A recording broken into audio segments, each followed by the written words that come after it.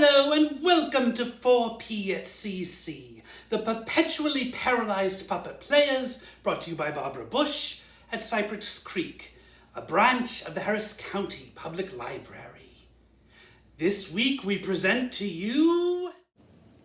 This is the play, which is called The Frogs, So it's all about frogs. and maybe some toads, Okay, maybe toads. but that's all in it. Only frogs and toads. This This is the play that is called The Frogs. It It has only frogs and toads in it. Frogs and toads are both amphibians. We can live on land. We can live in the water. We have both gills and lungs. Reptiles only have lungs. That's why amphibians are better than reptiles like snakes, crocodiles, and turtles. But newts and salamanders are amphibians like us. And frogs are better than toads because we have longer legs for jumping. Toads are better than frogs because they have shorter legs to hop and walk. Frogs are moist and smooth and prefer the water. Toads are dry and bumpy and live mostly on the land. Frogs have teeth, those poor toads don't. Frogs have weird bulgy eyes. Toads conceal poison glands. How cool is that? Wait, wait, stop. This is the worst puppet show ever. I am Dionysus, the god of the theater. Oh, behold, by the way. The god of the theater, of plays and revelry and merriment, and I forbid you to name this play The Frogs.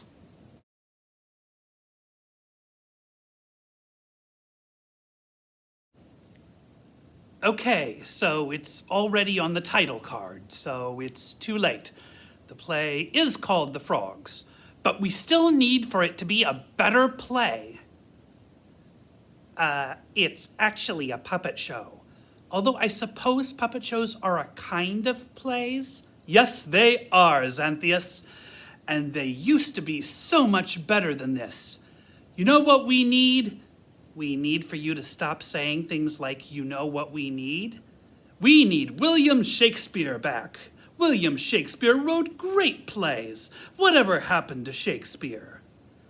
The same thing that happens to everybody at the end of their life.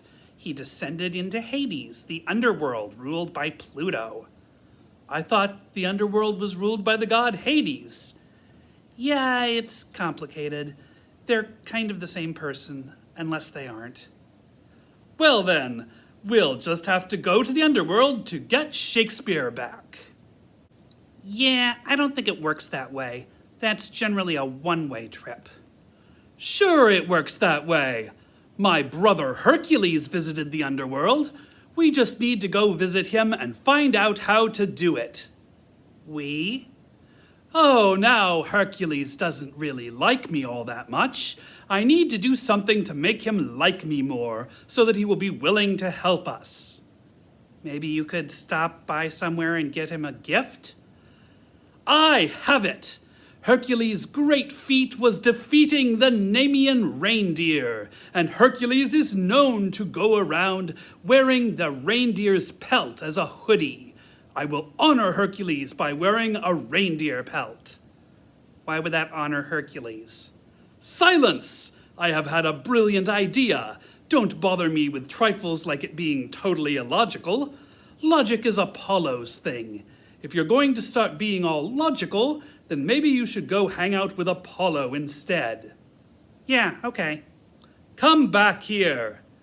We're going to go visit Hercules. It wasn't the Nemean reindeer, by the way. It was the Nemean lion. It's a lion's pelt that Hercules famously wore. Our props and costuming department couldn't afford a lion pelt hoodie. We could only afford the reindeer pelt. What's a props department? Quiet, stop breaking the fourth wall. We're outdoors. There aren't any walls here. Halt! Who goes there? Who approaches my home? And why are you wearing that ridiculous reindeer pelt? Hercules, my half-god brother. It is I, Dionysus, god of the theater. I am wearing this reindeer pelt to honor you. What do you think? I think you look preposterous. Preposterous? Does that mean awesome? No, preposterous means ridiculous.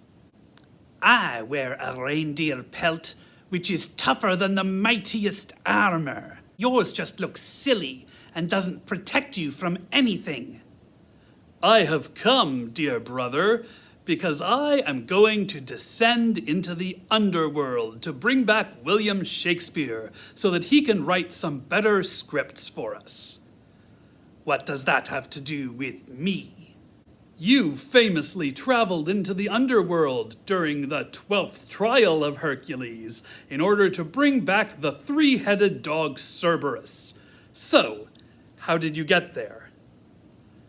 Sure, there are lots of ways to get to the underworld. You could get shot in the head by a bunch of arrows. That sounds decidedly unpleasant. Or you could drink poison. Of course, if you go around wearing that reindeer pelt in public, you might just die of embarrassment. Now, Dionysus is immune to embarrassment. Obviously. Because I am a god, dying isn't really my thing. That's more of a mortal thing. That is, after all, what mortal means. Well, that's the quickest way. If you want to take the long way around, yes, the long way may be best. Do you know that cave in Taenarum called the cave where Hercules descended into the underworld? Yes, I know the place. That's where I descended into the underworld. So if you go into that cave, go on. Do you really not see where I'm going with this? That cave leads to the underworld. Okay, that's great. Thank you, Hercules.